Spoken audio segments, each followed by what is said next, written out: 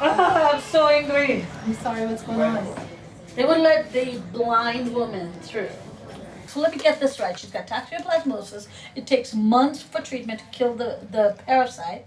So she's supposed to go down to Monterey on her own. She's alone. She's 52 years old. And then, oh, wait, we've got to come back to court. Because if she doesn't come back to court, she'll be deported, right? She's an asylum. She qualifies for actual asylum. I am trying to keep up with people here. Actual asylum. She's been here since 2019. But 7 months?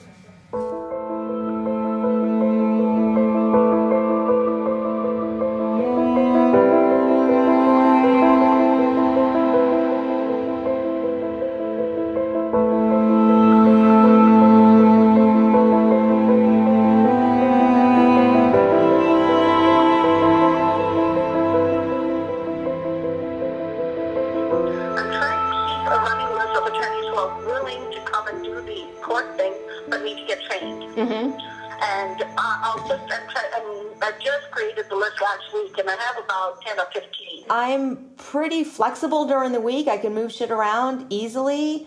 You know, it's not like I have client appointments the way other, regularly employed people do.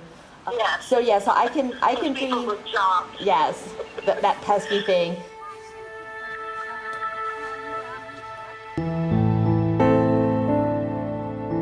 They're deporting hundreds and thousands of people every day to either Guatemala or to their countries. So I am of the view everything has to be done one at a time.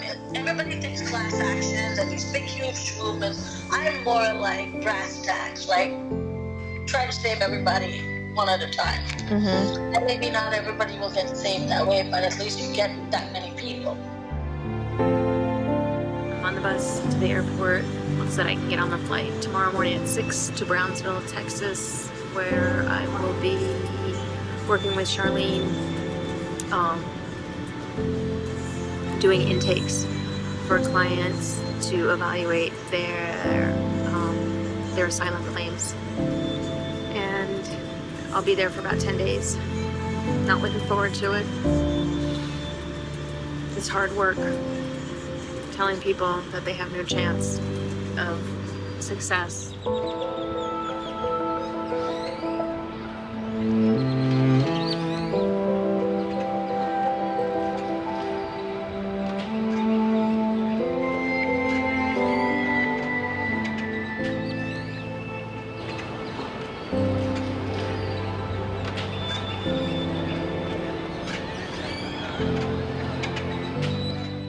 Oh, right. I was starting to tell you about the another Cuban woman, 15 weeks pregnant, 2 previous pregnancies with severe preeclampsia, chronic diabetes, chronic asthma.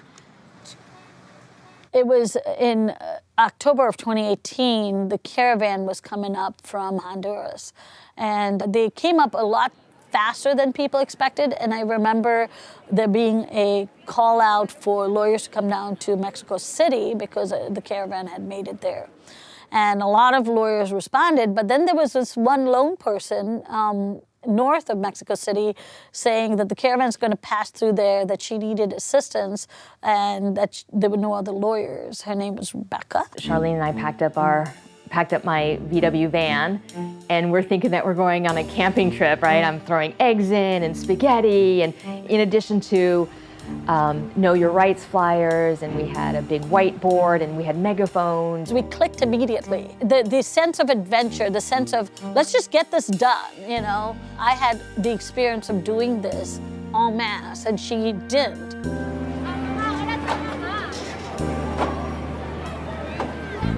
But together, we just sort of adjusted around each other, and again, I was enamored by the van.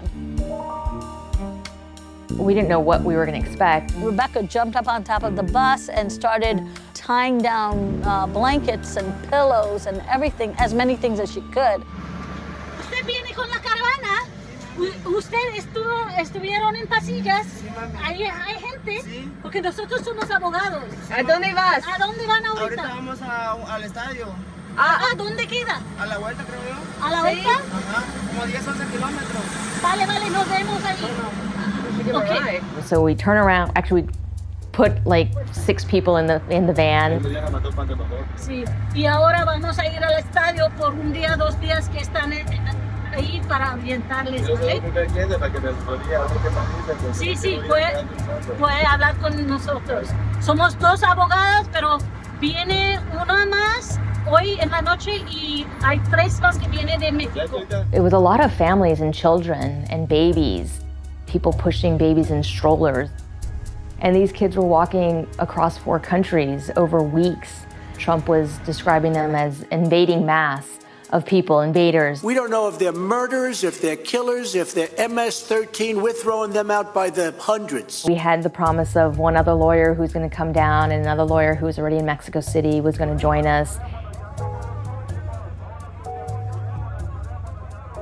With our megaphones, as people started coming in, we just started kind of shouting out, if you have immigration questions, come to us. And then we kind of fanned out among the group. Her van became a magnet for people to charge their phones. And when they came to charge their phones is when we had the most meaningful discussions with them. We ended up inviting them into the van, and my van became our mobile legal aid office. We would close the doors, close the curtain, and then they could tell their story with some sort of privacy. I remember there was one boy who had kind of camped out right next to us. We'd set up the van, and he was just sort of hanging out, and he was asking me all these questions like, you know, why are you helping us? And what did you want to grow up to be when you were younger? He was just very deep questions, and as we got to talking, he told me that it was his 18th birthday. And just the unfairness and the injustice of a kid spending his 18th birthday begging for stuff on the road was really hard. At some point, then I had to close the doors to the van and just cry. What was interesting about the caravan was the organization of the caravan. It was very, they had a group of people who were the leaders, and they were quote unquote democratically elected by their own communities. And they would have meetings, and they would discuss where they would go, where they would then tell everybody this is where we're going, and people could voice their opinion. I was pretty impressed because at that point, that caravan was working way better than the government of the United States as far as a democratically elected government. Es ilegal, es contra las leyes internacionales y contra las leyes americanas. También es contra los derechos humanos y ellos deben que pararlo inmediatamente. Sí. On Sunday, November 10th, 2018, day 2 at the caravan. It's 11:30 p.m. and I'm just finishing one of the hardest days of my life. The migrants are headed to Guadalajara tomorrow, and I will go home to San Miguel. And how fortunate I am. This was a tough 19-hour day, and I can't fathom how the thousands of people around me will keep going. I am physically, mentally, and emotionally exhausted. I need some time to process this, the hardest work I've ever done.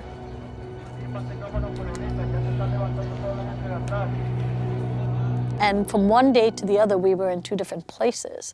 We couldn't tell if we had spoken to the same people, right? Because there were 5,000 of them. The other thing was just the sheer nature of, we didn't know where our place was. I don't know about you. I didn't know exactly what was my place in this caravan, right? They're going through Mexico. There's all of this stuff going on. There was all the fears, all this hope, which we couldn't stomach because we knew what was on the other side. We knew where they were going. We knew what was going to happen. And in addition to all of that, we had to actually give them legal advice. At this time was the beginning of child separation. The Trump administration has continued to separate migrant children from their parents at the southwest U.S. border. And so we were making sure that parents knew that this was a risk that they were running. We were writing phone numbers and names on children's inner arms and on their backs in Sharpie so that they would have a way to identify the kids. We were telling them about the military at the border and how dangerous it would be. From the U.S. side, tear gas fired toward the migrants, among them what appeared to be mothers with young children. The other thing that was happening right at that time was that domestic violence has been a grounds for asylum. It's established law in the United States. And Jeff Sessions said that that wasn't going to qualify, and gang violence. Gang violence also was no longer eligible for asylum. Also, during the caravan, their goal was not to talk to us. Their goal was to get to the border. So we were in the way. Really, we were in the way. They didn't want to hear what we had to say. They did not want to hear what we had to say.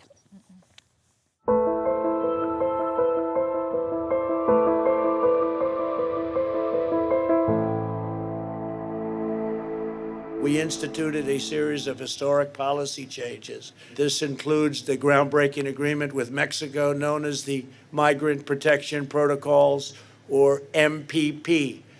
Under this agreement, if an illegal alien requests asylum, they have to wait in Mexico until their case is heard.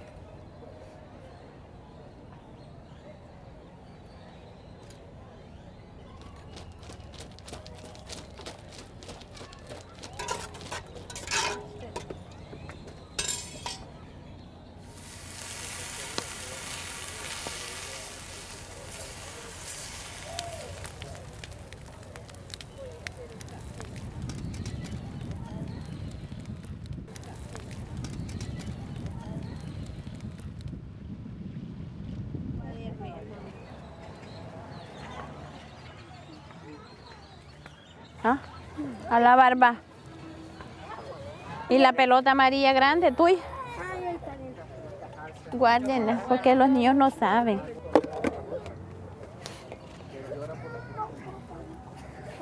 Somos una familia de 3, mi hijo Andrea y David. El papá de ellos lo mataron hace 10 años, las pandillas.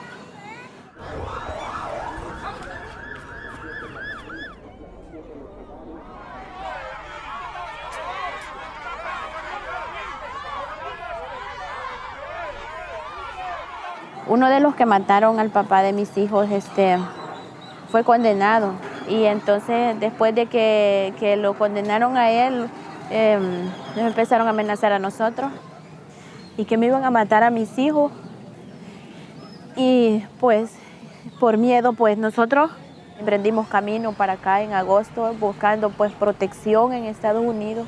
El camino fue muy duro, nos secuestraron cuando veníamos, no queríamos volver a México, pero no teníamos opción, tampoco podemos volver a nuestro país. Pues no me imaginaba estar aquí,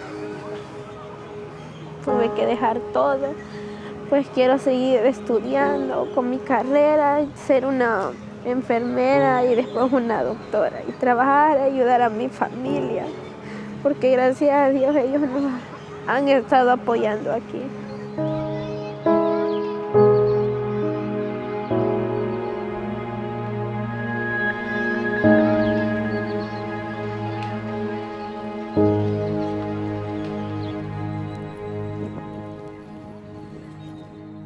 So if you can just scan these. What does this say? No veo. Oscar, Sí. ¿quién es este? El quinto corte. Eso, la razón es porque no tienen traductores. Sí. Esos son indígenas. All right. We'll have to tell them to come on Monday. Oh, you will check it. Yeah, hold on. Okay. Yesterday, I met with a Cuban woman who has her individual hearing with the judge on Tuesday morning, and she has an application which is actually more thorough than most people come in here with. Para expresionar mi opinión política. En febrero, el jefe de la policía me dijo que si no me cambian mis pensamientos o mi comportamiento contra el gobierno, sería detenido por 4 años como un peligro a la sociedad. It's complete, it's in English. She's got her supporting evidence that's been translated, but it's kind of poor translations, and there's some parts of her application that aren't quite consistent. And a really important part is that all the dates and everything lines up. When she comes in tomorrow morning, she will have her application, and we'll be ready to present it to the judge on Tuesday. And that's pretty much my priority right now this morning. Once I get done with this, there are 24 people waiting to see an attorney today, and hopefully we can attend to all of them.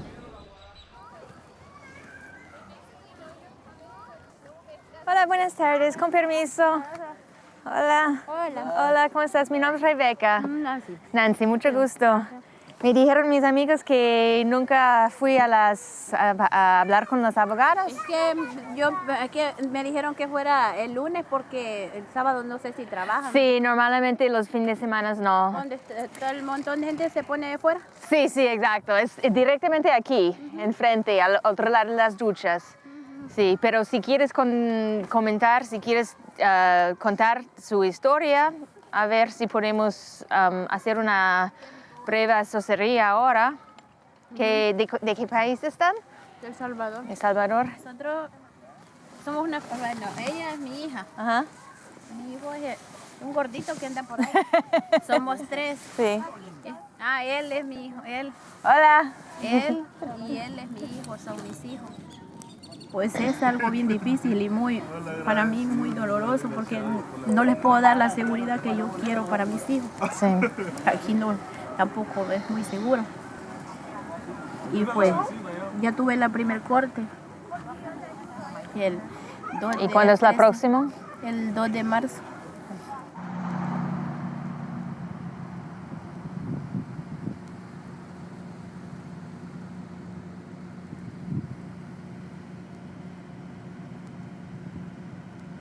Mis cuñados buscaron una abogada en Estados Unidos, pero ella vino solo el día de la corte. El día que tenía la corte vino, solo me dijo que firmar unos papeles. Hablaba en inglés, no español. ¿La abogada no habla español? No sé qué le dijo, no sé qué pasó, solo que ella me dijo. ¿Y ella no traduzca nada, no dice nada? No.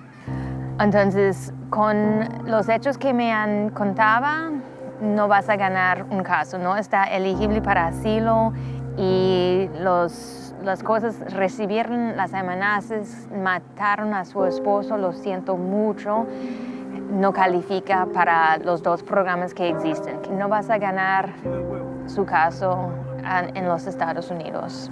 Y pues, como le digo, no es lo que quizás yo esperaba escuchar porque... Sí, yo sé, y lo siento que debe que decirle eso. Porque pues tenía una esperanza que tal vez... Sí, lo siento mucho.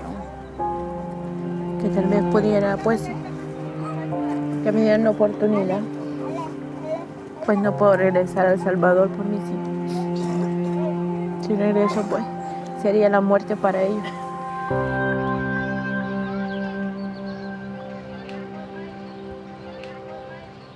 Asylum law wasn't intended just to protect people against generalized violence. Just because a country is falling apart, that's not a good enough reason that people will be offered protection in international or U.S. domestic law. Because of the way asylum law was established after World War II, they envisioned governments harming people for very specific reasons, for your race, your religion, your nationality, your political opinion, and then they threw in this catch-all group of membership in a particular social group. Yeah. It's like, what's the point? In a few hours. Well, who knows? So tomorrow morning, we have to go, I have to be on the bridge at 9:30. For the blind woman? For Jodalis.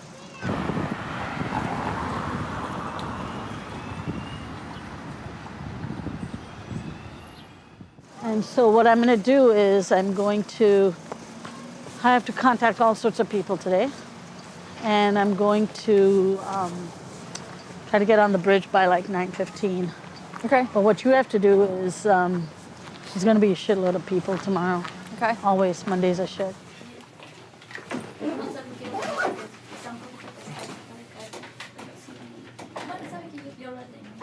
I really appreciate you guys coming here on a Sunday, though. Yeah, I just was desperate. Yeah, no, thank you for. Yeah, it's when we're down here, it feels so lonely, right? We're so far south, and it's so you feel like you're alone. Melescano, ¿nos puede decir un poco sobre pues, su razón para estar aquí pidiendo asilo de los Estados Unidos? Actually, let's not do the she's not yet gone on her case, so okay. let's not ask her anything about asylum. Can we just leave it to the disability? Sure. Thank you, sorry.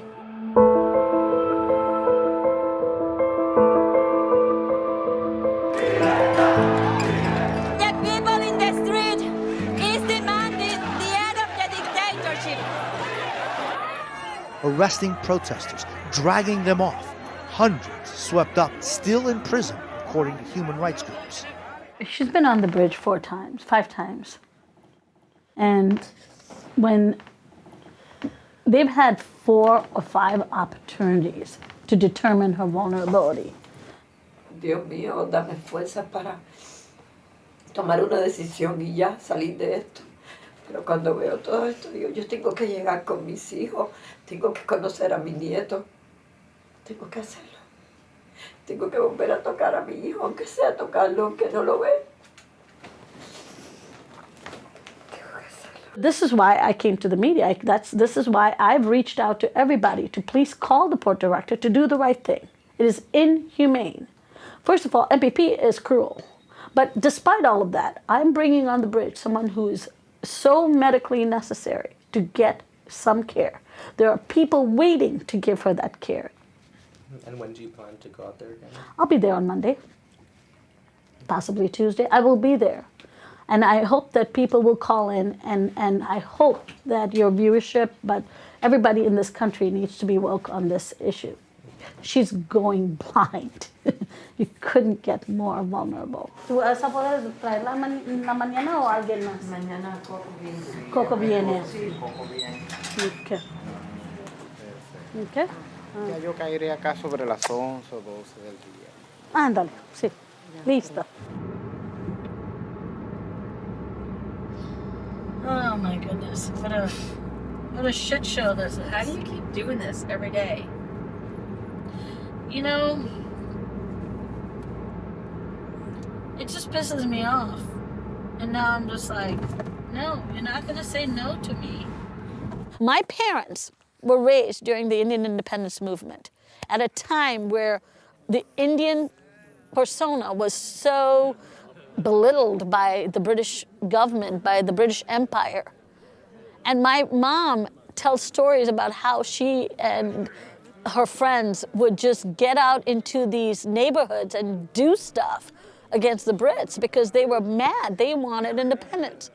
And she was 13 years old when India got the independence, but as a 7 and 8-year-old, she was around dancing in the streets, trying to, do the best she could because she wanted to set the narrative. And, it is stories like that. I'm like, damn, you were under the thumb of the British Empire? Come on. We can do this.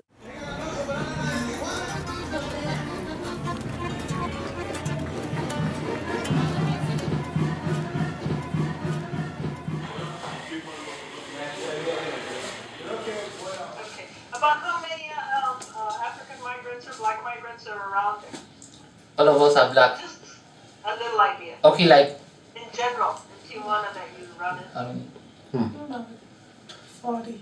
Like 40? I want to tell you that the advice that I'm giving you today is just my opinion and my helping you to prepare for how to get ready for the interview if you're able to reach an immigration officer, a U.S. immigration officer, but it's not legal advice, okay? Thank you, my guidance. Thank you. Yes, Anna. Okay. The people that I wanted to reach out the most and be able to assist were African migrants or black migrants coming into Mexico and not being able to have any type of assistance. They were stuck in a country that they did not know the language.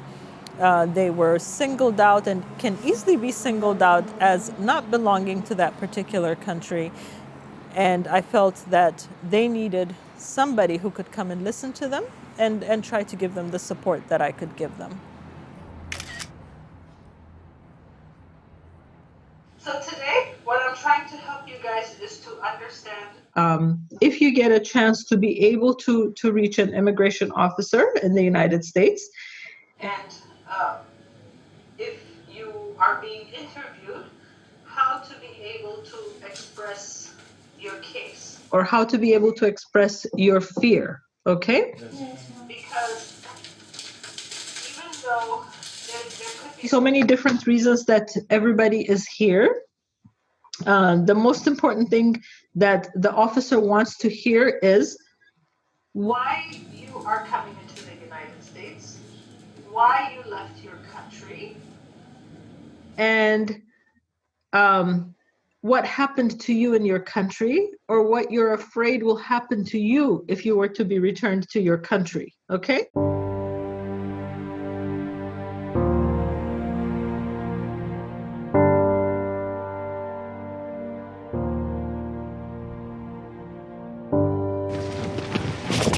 Munasiam, me the whole world lost she. How is it happen for our life? They want to kill all we. They want to kill all we. This is the village of Kukembomo in Cameroon being burnt to the ground.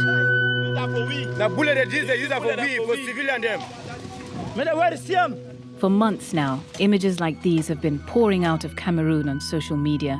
Some show burning villages, others record acts of torture and killing. I'm 26 years of age, born 20th June 1994. I'm the son of Nincho Jonathan and Nincho Teresa. We are 7 in number, and I'm the only boy. Many people knew my value, what I learned in school, so I configured many phones, and I had a lot of clients, and my business was really booming. My business was really moving smoothly. But now it gets to that point where military officers visit our shop on a daily basis. So when they asked me, I told them, I'm not a member of Southern Cameroon National Council. I'm not a member. I'm just a sympathizer, like any other Southern Cameroon. They said I'm a terrorist, that by the one financially, the separatist fighters in Cameroon. They beat me onto a point I went unconscious. So when I woke up now, and I was unconscious, they were actually laughing.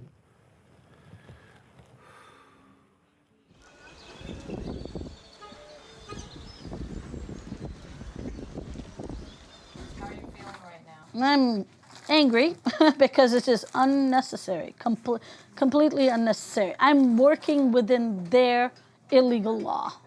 I'm working within their draconian MPP. I'm working within their own vulnerable exception.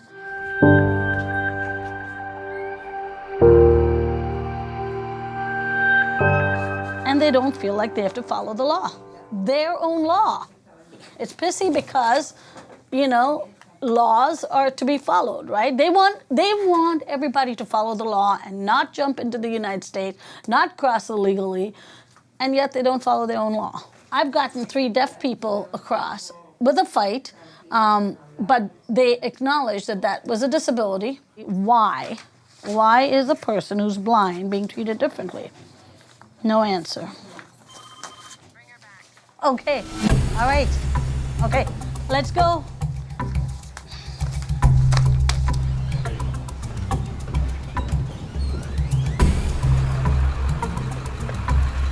So we got called back. So la otra abogada me dijo para traerla otra vez.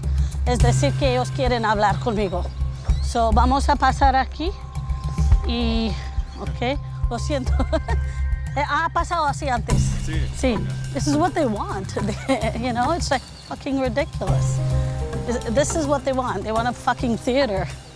I went quietly the first time, right? First couple times, I was quiet about it. Hi, I'm Charlene de Cruz, and this is Jodalis Mendoza Lescano. Okay. I have my passport. Okay. We know who you are.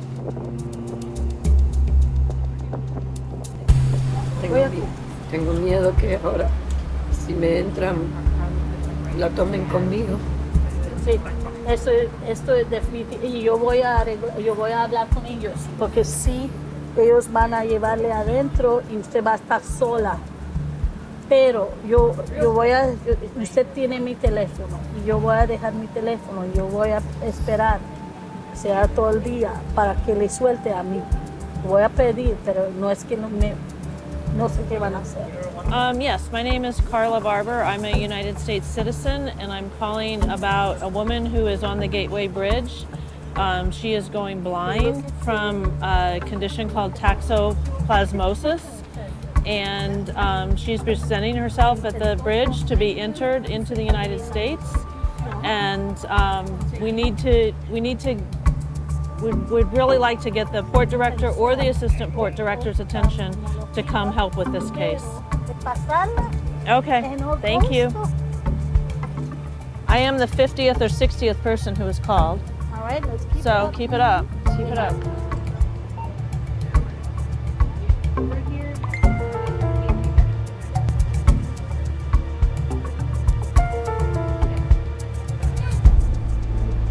Señora, su aplicación es negada. We were denied again, which is just ridiculous. It just doesn't make any sense. They have a blind person who's in the system, and they've known about this since August. But it's the fight they want, because they're emboldened. They are emboldened by this administration. They're emboldened by the fact that they can get away with this. They have been allowed to be cruel. So we can't just sit by. We can't. Our democracy, our courts, everything are at stake here. We cannot just, we just can't sit by and watch this whole thing crash and burn. So.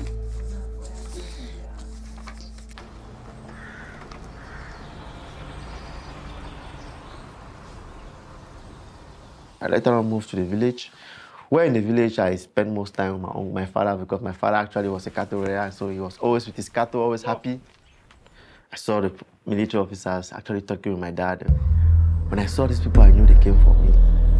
I could not go to the house. They were actually asking, where is Martin? Where is Martin? Where is that terrorist? My father actually said, I don't know where he is. He asked again, like really loudly, where is Martin? My father said he doesn't know. One of the officer that was actually in the car just came out and said, this man is wasting our time. And he just shot my dad. Like nothing. Just like an animal.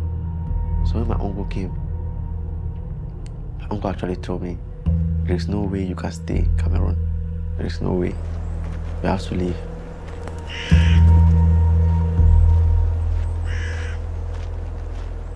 So vamos a empezar como una orientación general para que puedan entender cómo es la corte y qué es lo que pueden esperar, porque cada día las cosas están cambiando. Una semana voy y si gano un caso, pues la gente sale en 40 minutos y libre y no hay ningún problema. La otra semana voy y ganan y están detenidos por 3 días, 7 días, y salen con grillete.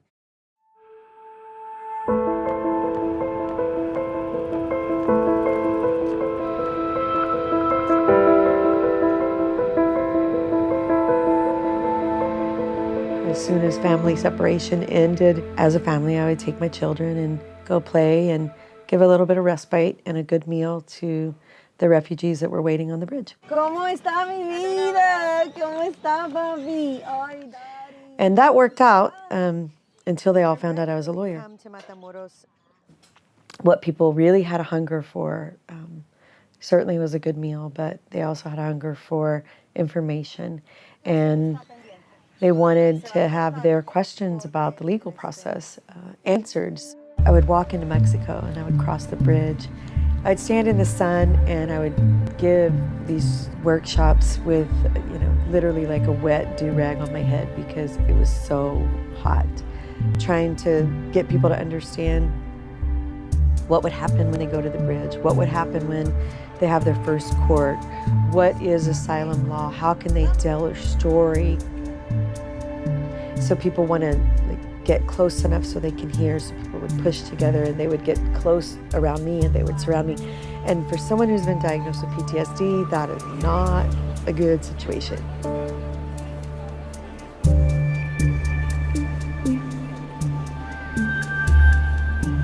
And it went on like that for another couple of months of being a street lawyer. I mean, legitimately practicing law in the street. Ella hace una buena pregunta y mi respuesta es no me rindo, no me rindo, ni tampoco los abogados que están litigando. No nos rindamos.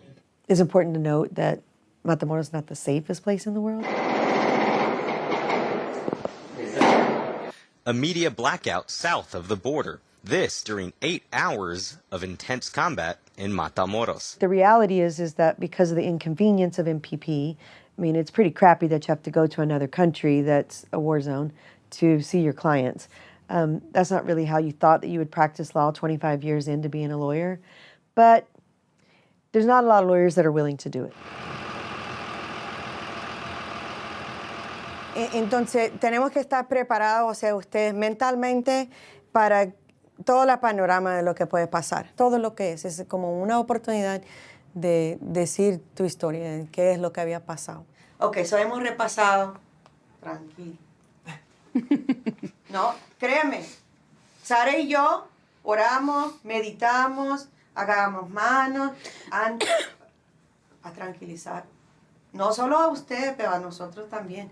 Porque usted no sabe la carga es que usted nos pone porque tiene mucha fe. Para que podamos terminar el testimonio en la primera hora. Y luego, en teoría, el fiscal va a tener más o menos 1 hora para hacer su contrainterrogación.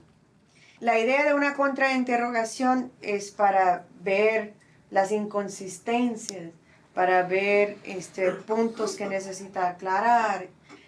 Tomando eso en mente, es muy importante que ya cuando vamos a dar el testimonio, y yo le puedo decir algunas preguntas desde ahorita, generalmente, que por seguro le van a preguntar a todos. Eso es la pregunta. ¿Cómo pudiste salir? Esa es una de las preguntas favoritas de ellos, especialmente para los venezolanos y los cubanos. La otra pregunta que siempre hagan es, ¿por qué no fuiste a otra parte de su país? Ok, pero buena respuesta. La respuesta es obvio, es obvio. Especialmente en sus casos. La persecución viene por parte del gobierno. Del mismo gobierno. Del mismo. Entonces, ¿cómo? Nicolás Maduro, presidente de toda Venezuela. De toda Venezuela. Es algo ilógico. Entonces, la respuesta es, no puedo ir a ningún otro lugar porque en todo el país controla el mismo gobierno. ¿Cómo voy a escapar del mismo gobierno si voy a otra parte del país?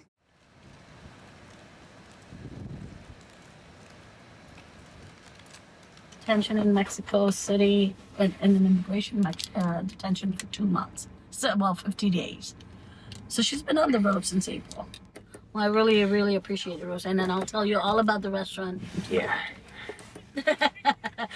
In late July of last year, migrants seeking asylum at our border began to be processed under the Migrant Protection Protocol, or MPP. But just who is exempted from MPP is up to a CBP policy and discretion by the port director.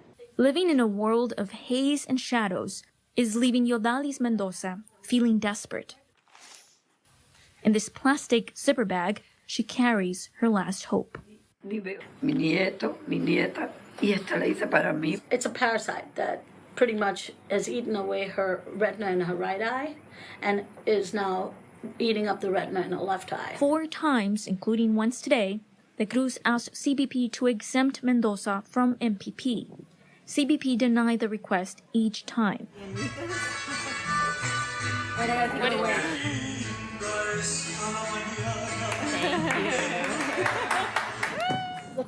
Hello? Can you hear me? Hello? Yeah, I can hear you. Can you hear me? Shoot. Hello? Guys, we gotta get her. They're gonna parole her. Yay! Okay.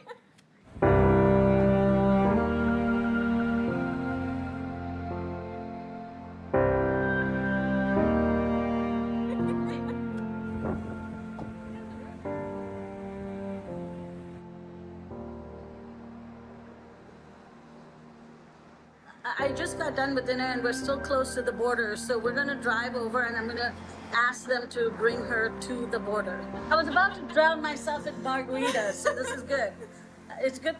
Well, it's good for my liver, right? We'll see you there in like 15 minutes and I'm gonna call her right now. Okay, thank you. Later. Mira, la inmigración, ellos me llamaron, van a soltarle a Yodali si ella podría venir al puerto. Van a soltarle. Sí, tiene que traerla otra vez. Sí. Para atrás. Y yo le voy a encontrar ahí. Y ella tiene que subir en el puente. Oh my God. I have been so... I was about to tell you guys, you know what? I just want to go cry. They're processing her. I'm asking, are you in secondary? If everything goes well, then maybe she'll be on a plane tomorrow to see her family. So, it's good.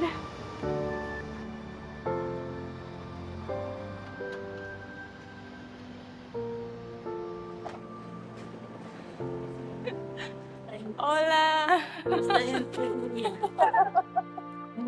Los nietos también. I have to get one for you. Be careful. Yeah, they're gonna take a picture. You got your camera? This is my little... I know, I've seen these. I don't get in there. You need to get in there, Charlene.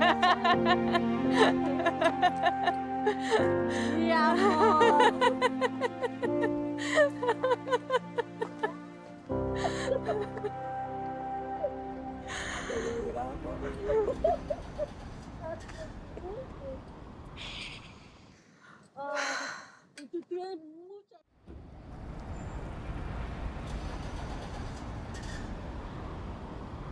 When I turned 10 in Ethiopia, the new government that overthrew the Haile Selassie's regime was going after a lot of the people that it felt were working for the previous government. Moscow had a new ally, Colonel Mengistu Haile Mariam.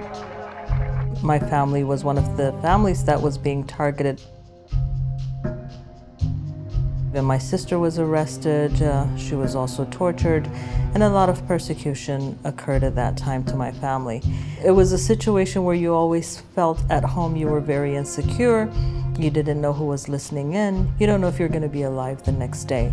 We would see a road filled with corpse or people that were killed. And I remember those days growing up with my mother covering our eyes so that we don't see the dead bodies.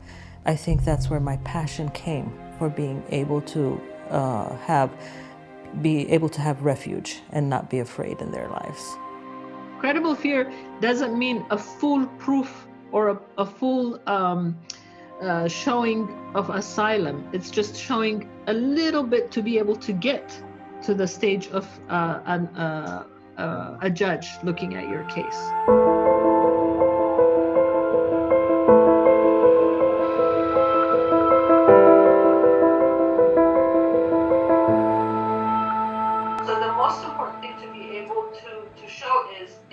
Not safe where you are, showing why you're not safe. Okay? If you're not safe or you don't feel you haven't been safe in Mexico, then you have to be able to express why you weren't safe or what happened to you in Mexico. Now is the time to really sit down and reflect and to say, okay, this happened to me in my country. Try to have a little quiet time, each one of you, for yourselves, and to put down on paper what happened to you so that you recall everything and the dates so that you're able to tell the officers, okay? So take this time to really do that. Okay, ma'am. Thank you so much, ma'am. And I pray to God that you're all safe. I will pray for you always.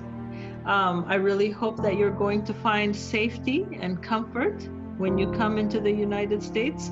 And I hope you find refuge, okay? Be strong, okay? And let me know if there's anything more I can help you. Okay, madam. Okay. Thank you so much, madam. You're welcome. You're welcome. Bye. Okay, you don't talk. If I ask you, say, what type of fruit is? That's a peaceful protest. Okay. So tell me what happened in the next arrest of the thing. It's the 3rd of June 2019. Okay, what happened on the 3rd of June 2019? They came to arrest me because I was participating in the parade on 23rd May. Did you talk about that parade again? On 23rd May 2019, while I was in our house, the government had passed an announcement that everyone, all the youths must participate in the 23rd May, which 23rd May in Cameroon is the day for the reunification of the French and the English Cameroon. And because I was an English speaker, an English Cameroonian, and not in support of what the government was doing to the English people, I did not go for the march past. The government sent the military arresting all the youths who did not participate. Since I was one of them, the military stormed our house. They said we were one of those supporting the separatists, and everyone in support of the separatists must die.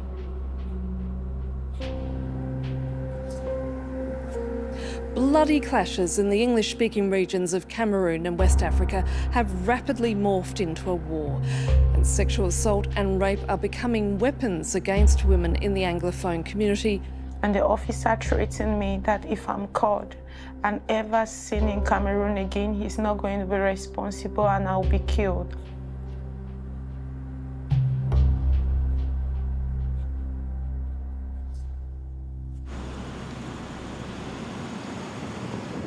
And once COVID came, just everything went crazy.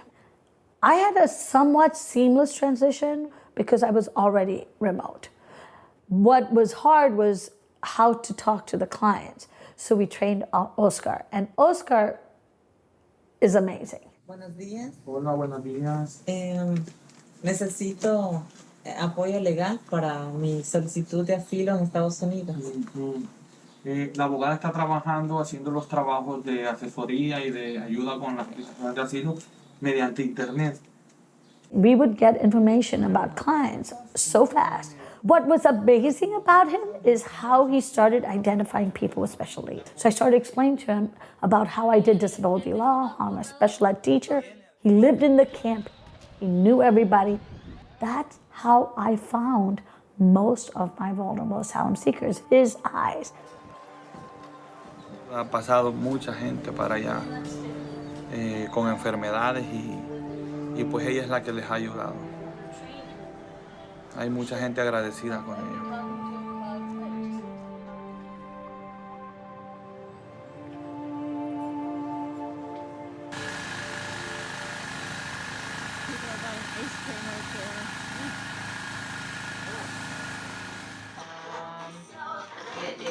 What's today's date, do you know? 7th? 7th. It's Tuesday or Wednesday? Thursday? I have no idea. It's a day.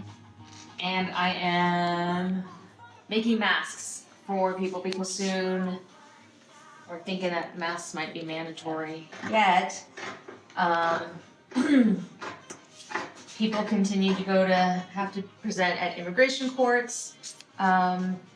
Asylum seekers continue to be detained in unhygienic, cramped conditions, and people are going to die from that. The people living in the camps are still in the camps.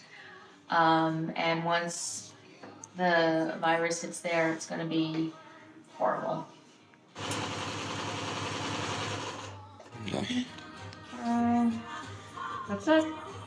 Pretty good, huh? Yeah.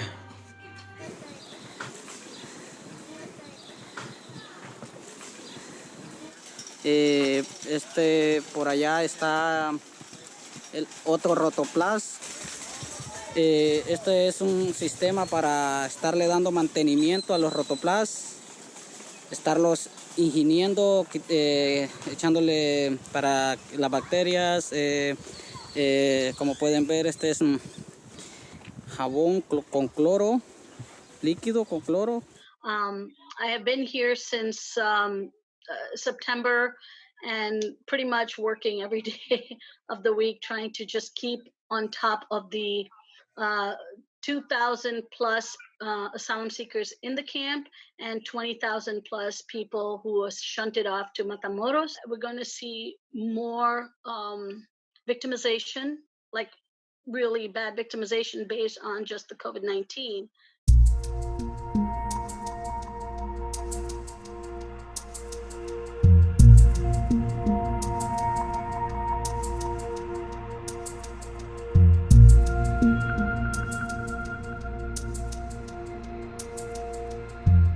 So it's a real critical, it's a crisis. It's a crisis of humanity.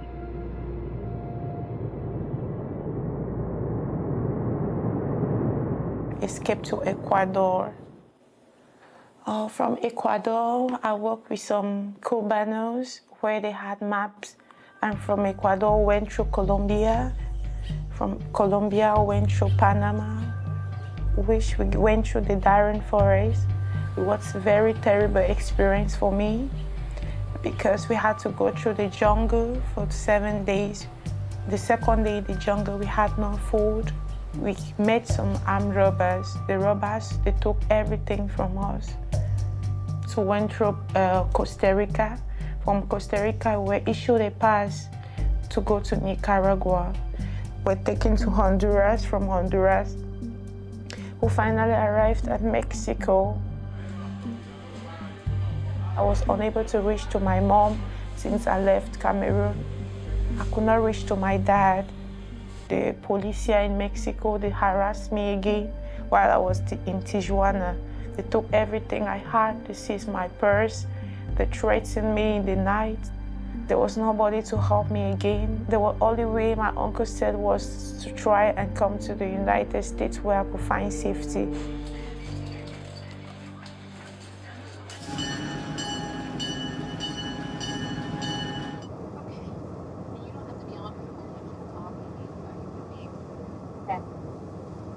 Today I'm headed to Albergue Aba, which is a migrant shelter in Celaya. They consult me on like legal aspects of cases if they have a complicated issue, if they have more vulnerable people.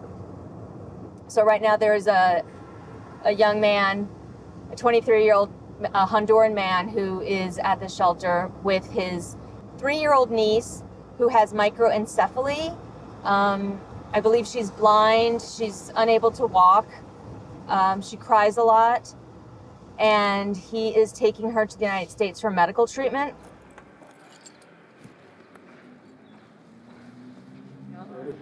Hi, hola. ¿Está feliz ahora? Pero anoche más bien que no, casi no dormía porque siempre así se pone. Ay. Estoy aquí porque hablé con Charlene, la abogada en la frontera, que me dijo que sí, en cualquier momento usted puede entrar en los Estados Unidos, que están ofreciendo entrada para la gente vulnerable y por supuesto ella es vulnerable. La cosa que hablamos la otra vez es que una vez que entran, como tú no eres su papá, van a separarlos y no hay manera de evitar eso. Que seguramente si entras van a separarlos. Pero no voy a ser deportado. No. Sí, eso es lo que no quiero yo. Ella no va a ser deportada. No estoy seguro lo que va a pasar contigo. In Mexico, there is a train line. Migrants have historically ridden on top of the trains. It's called La Bestia, the Beast. It's a really long cargo train, and it's a free way to get to the border. In an instant, people can fall from the train and suffer an amputation.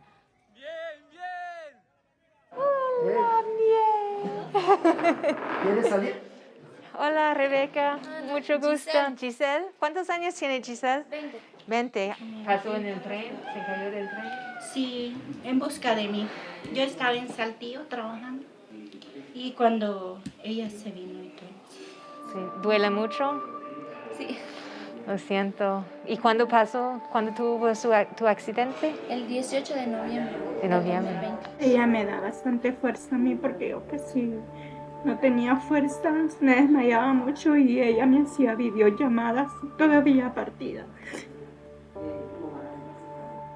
Eres bien fuerte y bien valiente.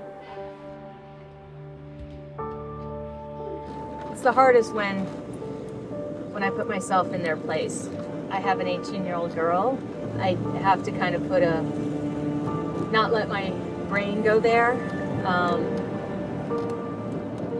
because then I would just sit there crying with the people, and that's not helpful to anybody. So. Beginning at midnight, restrictions on non-essential travel into the United States go into effect on the southern border with Mexico, similar to the one already enacted with the Canadian border, all in an attempt to curb the spread of coronavirus.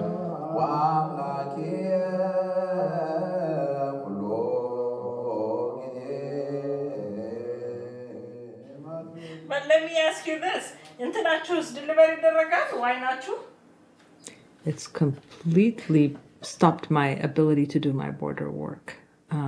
At this time, anything that we've been able to provide to a lot of the migrants that are stuck outside of the United States are blocked, and we are also unable to go and to help or prepare them because of the COVID-19. We just don't even have a time frame to tell them as to when things will resume for them to be able to come into the U.S. and seek asylum or present their case, because none of us know.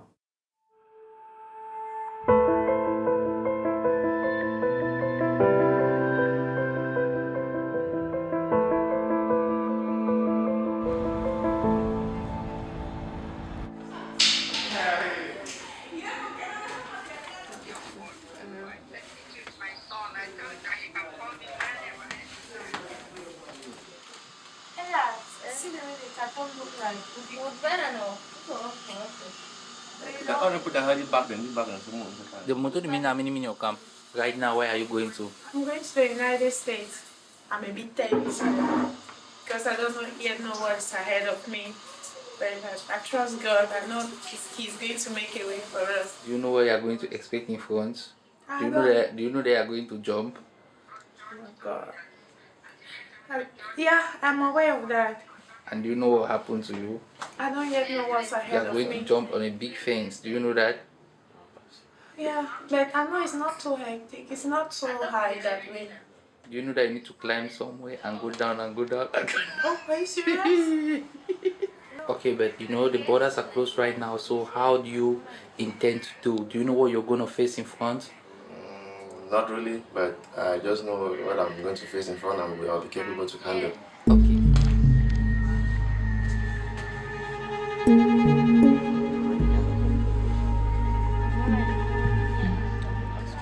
Bye-bye. See you. You man, later man.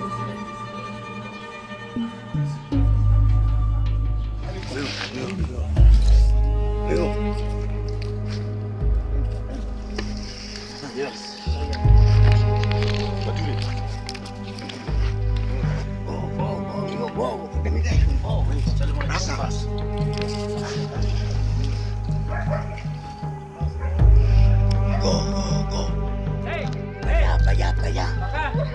No problem, my dude. No problem. No problem. Okay. Go.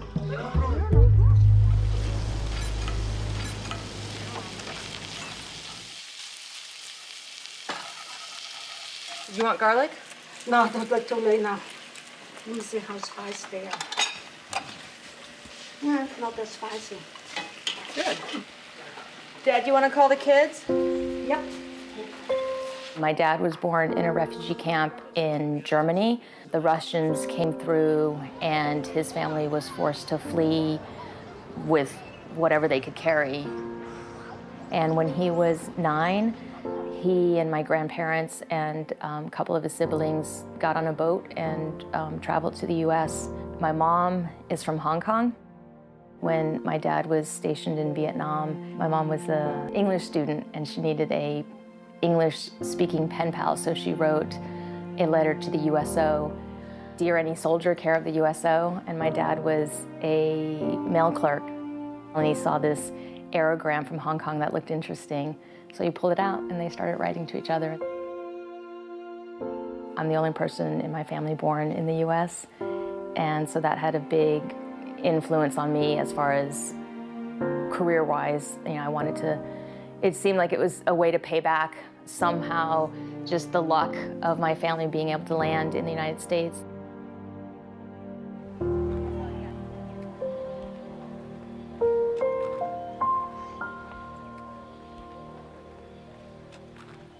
We should not be locking people up. We should be making sure we change the circumstance, as we did, why they would leave in the first place. And those who come seeking asylum, we should immediately have the capacity to absorb them, keep them safe until they can be heard. Do you have a plan to reunite the kids? Yes, we're working on it we're trying very hard. But a lot of these kids come out without the parents. They come over through cartels and through coyotes and through gangs. These 500 plus kids came with parents.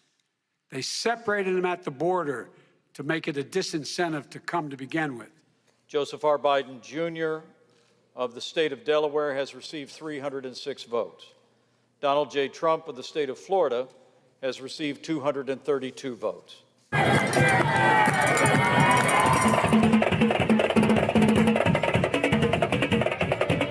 saw one woman in tears. She told me that she was a Dakota cookie. Her family was from Mexico. Yeah. And she says it was a long fight. And she says she wants to hold Biden accountable and make sure he delivers on his promises and specifically a pathway to citizenship for DACA recipients. You've been involved in advising him, Charlene? Have you been? I've been on some of the transition team meetings, you know. I mean, I know it's not even been 24 hours, but frankly, you've had, you know what the Trump administration did. You've had almost 2 months to formulate a plan. One of the most draconian, cruel, policies ever, and you still don't have a plan? Here in Texas, residents are experiencing some of the worst winter weather of their lives. 2 major storms hitting the state in the last 5 days and another one on the way. Pueden ver cómo está el hielo en todas las carpas, ha caído. Necesitamos que las ayuden, nos duele, tenemos dormida los huesos, nos duelen los huesos de estar aquí ya. Por favor, necesitamos que los ayuden para poder salir de este lugar. Esto es lo que informamos en el campamento de migrantes. Estamos congelados.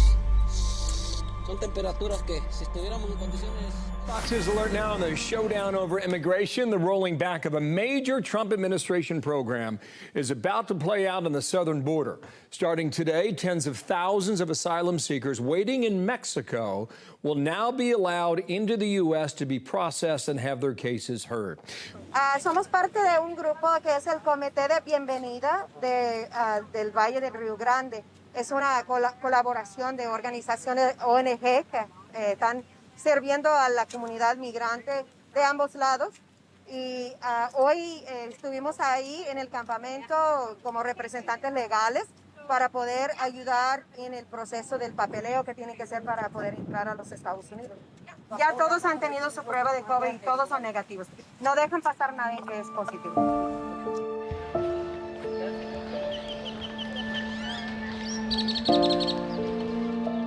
Fue un año, como les decía, de mucho dolor, mucha angustia. Fue un año para todos los que estamos acá en este campamento. Fue un año de mucha angustia, tristeza, dolor. Pasamos otra Navidad aquí. Mis hijos perdieron 2 años de estudio, llevan 2 años perdidos. Aunque todos nos decían que no, que el caso estaba perdido, que nosotros no íbamos a pasar, en nuestro corazón guardábamos una esperanza. Y hoy podemos decir, valió la pena la espera. Estoy feliz, más que todo por mis hijos, porque vamos a salir de este lugar. Este presidente que está, pues nos dio la oportunidad de entrar y pues esperamos no defraudar, primero no defraudar a Dios ni al presidente, sino que ser buenas personas allá, trabajar y mis hijos estudiar y ser agradecidos. por todas las cosas y yo le doy gracias a Dios, a todos. ¿Ya tienen todo, muchachos?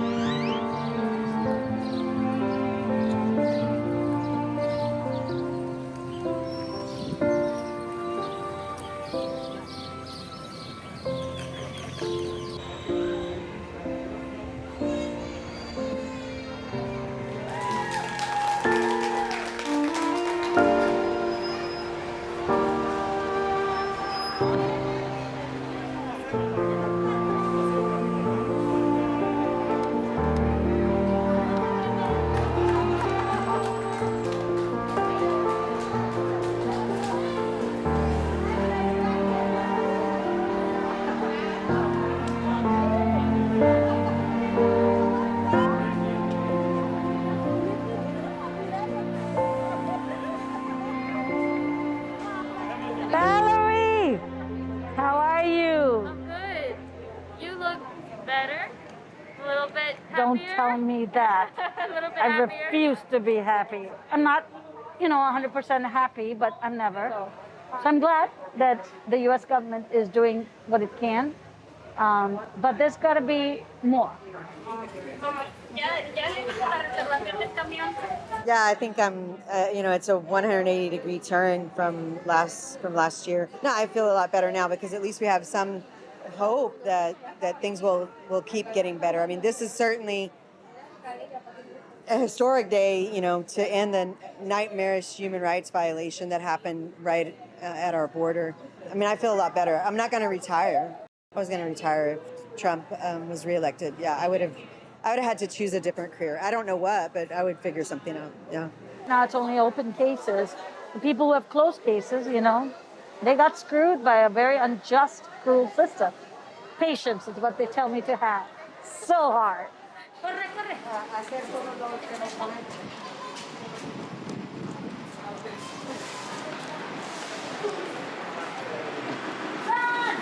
know, they just brought him up front. Sorry. They're just trying to get home. I'm not going to wait for you all. Sorry. Hace un chingo de frío, ¿eh? Ahí le vamos a mandar una. Okay. All right. Gracias.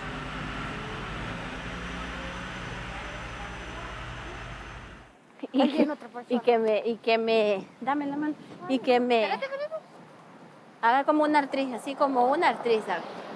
Llegamos, Andrea. Gracias. Llegamos. Vámonos. Oye, eso llegamos, mira. Ay, no me gusta fingir. Solo para las mentiras. Lloré. Yo no voy a llorar. Solo ya lloramos. Sí, yo de verdad lloro. Dicen yo. People with final orders aren't allowed in.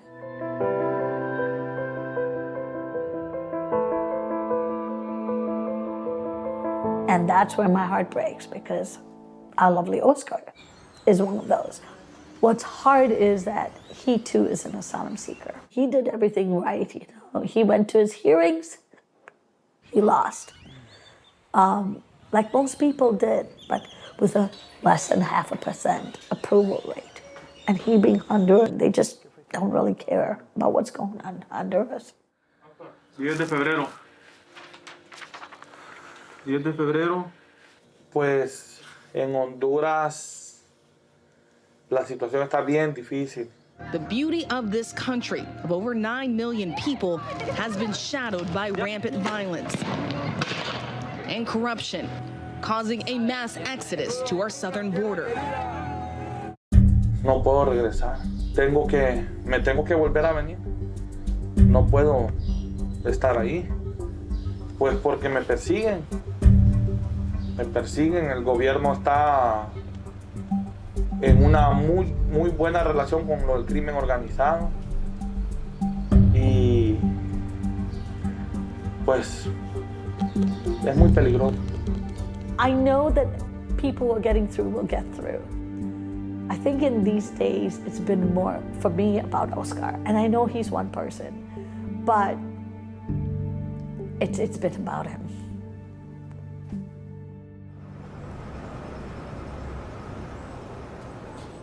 So we're headed back to Albergue Aba, to the migrant shelter in Celaya, to speak with one of the residents, the young girl who fell off the train.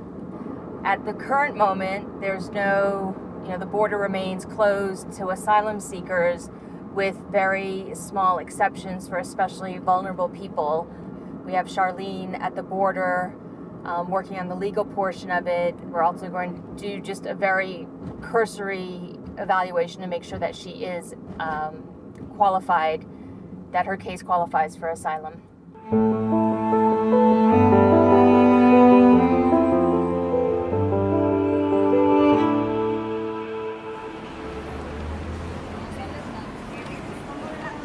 ¿Cuándo llegaste aquí? No me recuerdo. Ya voy a cumplir un año. Ay. Aquí en el albergue ya voy a cumplir un año.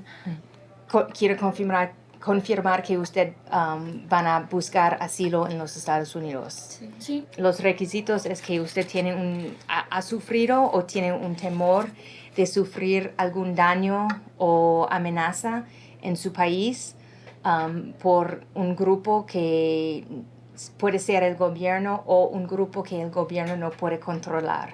En su ejemplo, en su caso, probablemente vas a ser las maras, sí. No es fácil ganar asilo, que usted debe que buscar una abogada que pueda ayudarle de este proceso de asilo. ¿Qué formas de documentos de identificación tienen ahora? ¿Tienen su residencia? Ajá. ¿Tienen un pasaporte hondureño? No. Yo perdí todo. Cuando tuve mi accidente, Ajá. pues perdí todo. No, cuando llegó la ambulancia, pues no recogieron todas mis cosas. Ahora tengo fotos así de mi accidente. Así. Ay, gosh. Llevo 5 operaciones por todo. 5. Pero ojalá que seguimos adelante, ¿no? Así es. Siempre adelante y pues siempre estoy luchando. Aquí me dan muchas oportunidades como de tocar el piano, de leer partituras, así, de hacer cualquier cosa, de tejer, de hacer canto. Aquí lo apoyan mucho en eso, la verdad.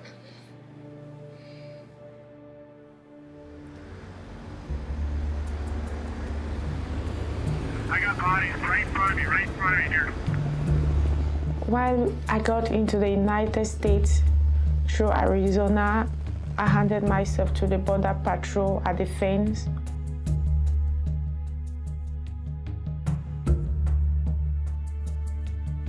I was taken to the very cold room. I stayed there for 3 days. And I was transferred to another camp. I was interviewed by an ICE officer.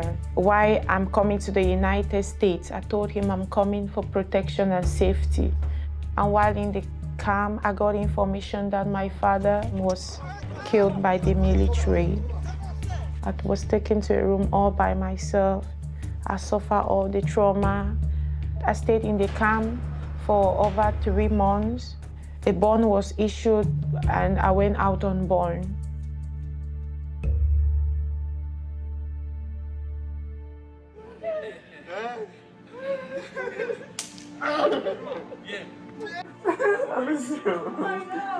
Oh, God. I don't want to cry. I don't want to cry. Welcome, you need to.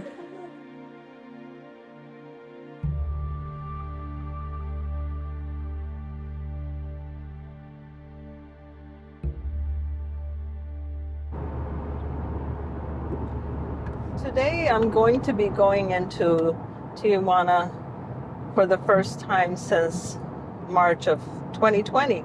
So after about a year and a half. So I'm going to really go out there and see what it's like now with this new administration and what has changed. And if things have really started picking up at the border and people being allowed to come into the country. Or what is it really like out there? Porque de otra manera les parece que, bueno, pues no está tan mal y ya no te dejan pasar. So what was their question? What were they saying though, mainly? Oh, that most of the organizations that work with migrants here in Mexico have preference with people from El Salvador, and also because some of the organizations are directed from people from Central America. Even San Isidro or San Diego, that's 15 minutes from here, they don't know what's happening down here. They really don't know. They think that everything's all right, or it's like kind of messy, but not as messy as it is. Most of the cases I take are when the aggressor is a policeman or somebody from organized crime, because are the hardest cases, and most people are not prepared to attend them. We don't have a safe place for women who are threatened by organized crime. Also, I attend missing people, where the missing person are young guys or women, because most of them are taken into trafficking. Siempre buscar los otros y nosotros que son haitianos, nosotros no sé si es por una discriminación o si no por un asunto de racista, no sé por qué. Sí.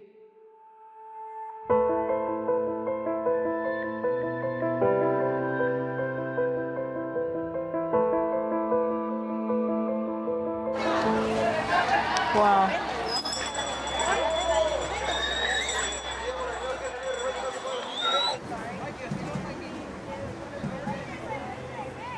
How are you? I'm fine. Where are you from? I'm from Haiti. Haiti. Okay, nice. But when you say you want to cross, how are people here going to be able to cross? Is there numbers?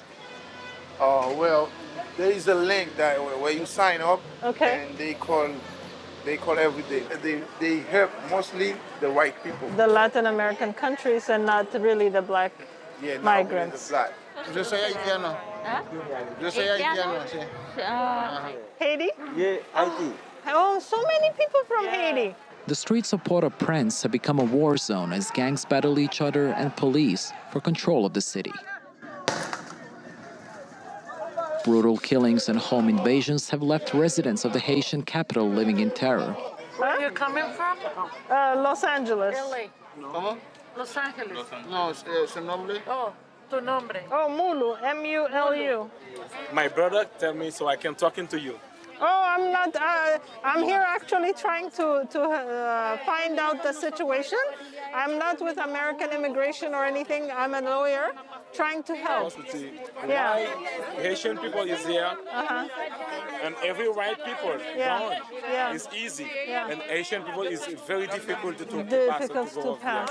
Right now, I'm just trying to understand what's going on. Ella lo que está tratando de hacer es saber qué es lo que está pasando. So maybe next time when I come back, Y la próxima vez que venga vamos a tener. maybe I try to have a little guidance. Y andate no deja carpa ni tiene sí, pero le digo va que se para más rápido se meta el tipo. Bien que se anda metiendo en las carpas. And I'm afraid that nobody's really giving legal advice to them. They just know they're waiting, but they don't know what they're waiting for. They just have a message in their cellular phones telling them to wait, to be in the camps, to be unsafe in the camps, because a lot of women told us that in the night, the guys try to open the tents to rape them.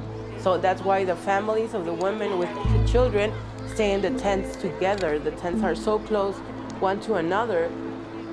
Also, we know there are big trucks coming into the camp and taking girls from the camp for human trafficking.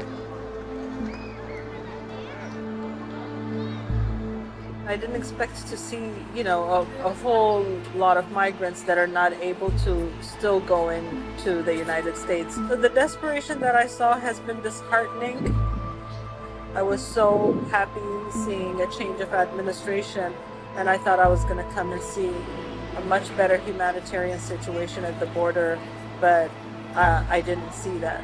I actually found it to be a situation that seems even worse.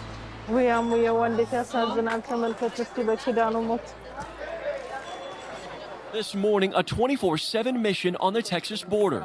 A group of migrants, most from Haiti, spilling onto the shoreline beneath a border bridge. Thousands of men, women, and children waiting days in triple-digit heat for their chance to claim asylum. The Department of Homeland Security sending 400 additional Border Patrol agents and resuming deportation flights to Haiti within the next 48 hours. It is December 2021. And for the last 6 weeks or so, groups of Haitian migrants have been arriving from Tapachula.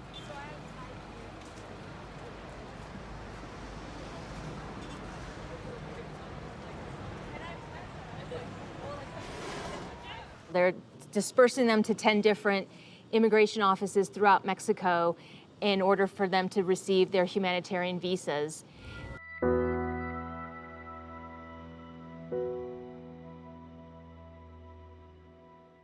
Mi primo que vive allá en Juárez.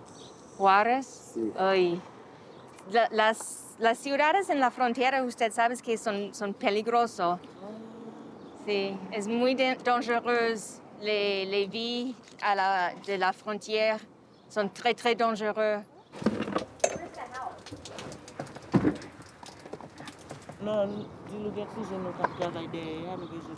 La verdad es que creo que también a las autoridades les cayó de sorpresa.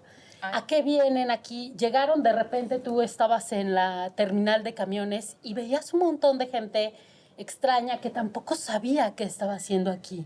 En las últimas 70 personas, solo había 3 personas que hablaban español. No había uno solo que hablara inglés. Todos hablaban francés.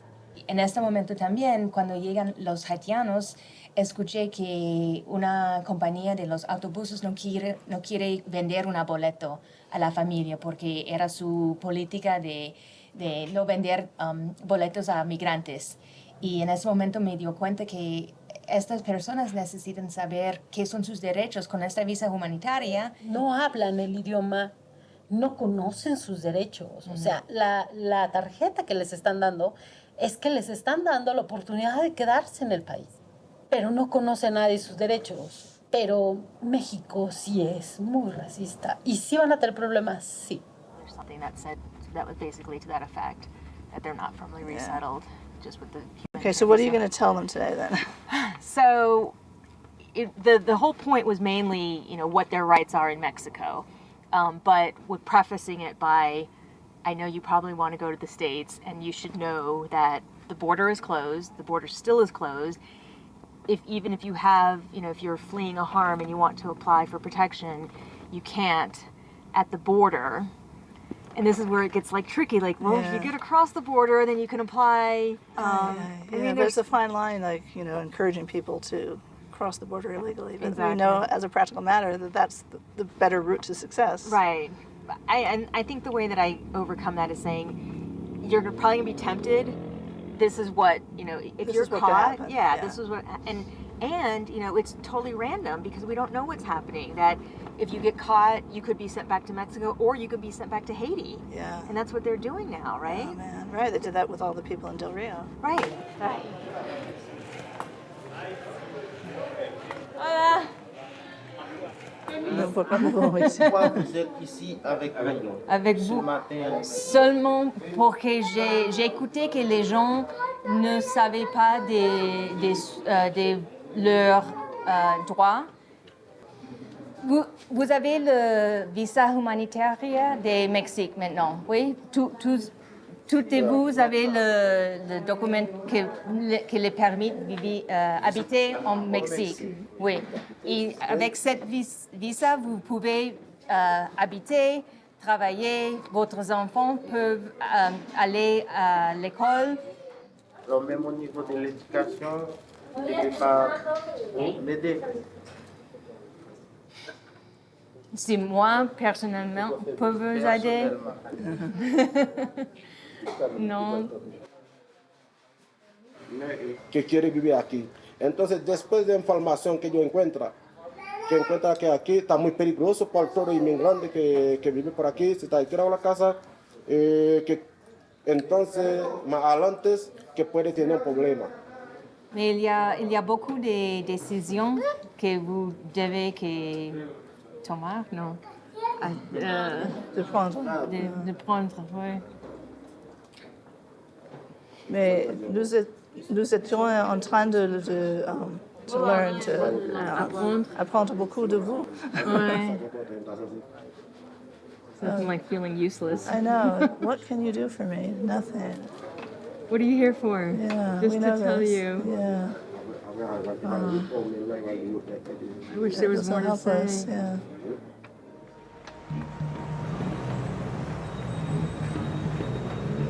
Well, I came down here to do MPP work, and now with MPP ending, I have to change focus.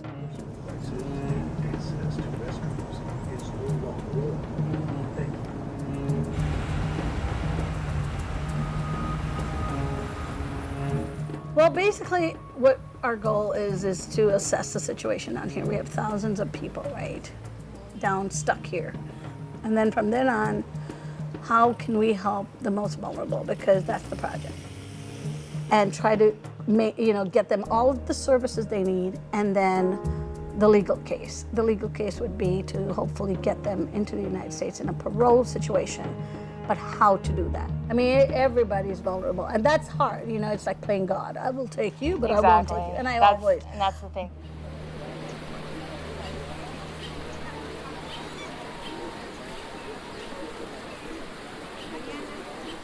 Do a can.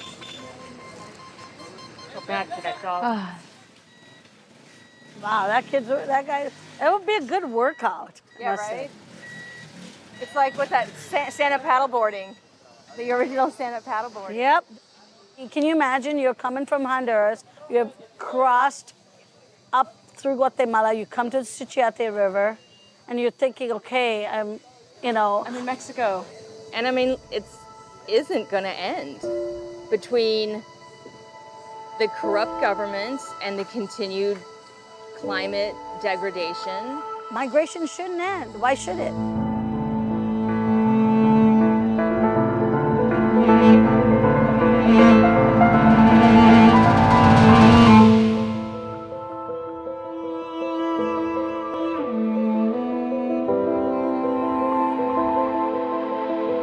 Human beings have migrated since the dawn of humanity. This is our basic human right.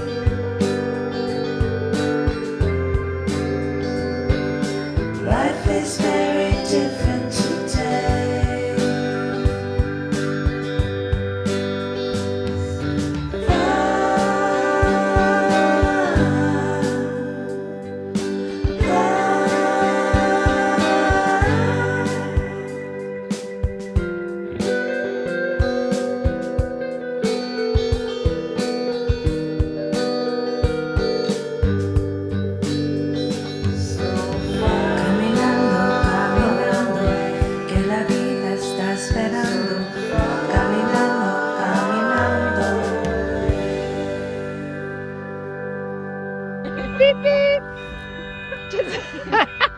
Why won't they open the door? Excuse us.